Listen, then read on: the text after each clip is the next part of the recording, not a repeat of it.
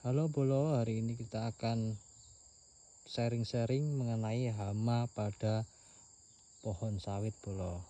Nah, ini salah satu pohon sawit yang ada di tempat saya yang terkena hama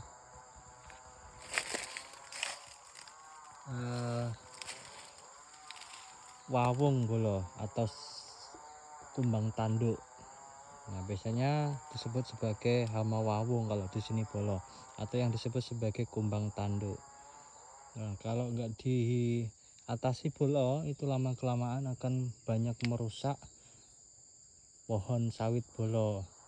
Dari awalnya daunnya yang mulai hilang atau rusak, selanjutnya batangnya mulai patah dan terus merambat Bolo. Kalau tidak diatasi bisa membahayakan pohon sawit yang lainnya Bolo.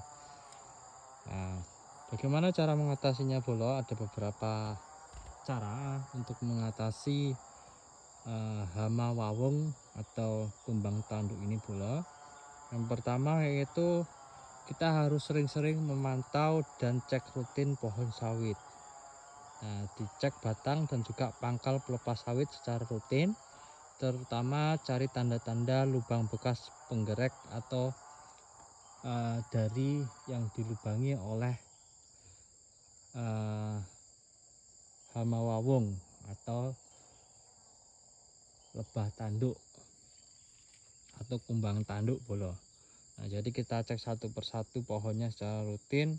Nanti pohon yang terkena harus kita cepat atasi.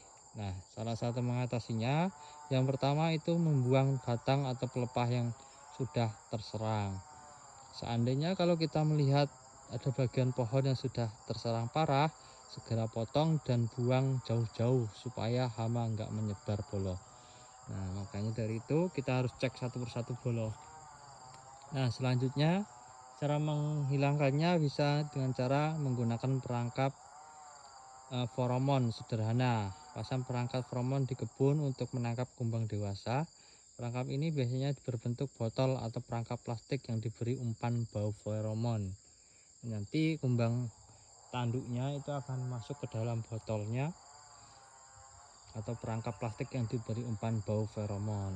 Jadi enggak ke batang sawitnya, tapi ke botol yang diberi umpan atau bau feromon Bolo.